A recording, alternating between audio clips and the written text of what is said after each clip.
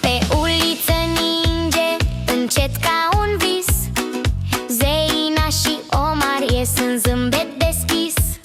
Cu anda aproape, lumina lor blândă, iarna se așează ca o poveste în oglindă. Hei, fulgușorii, veniți ușurel, dansați peste casă și peste cerul stelat.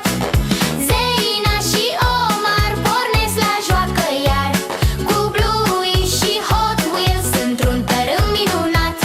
În curte se aude motorul țipând, o mașină Hot Wheels fuge râzând.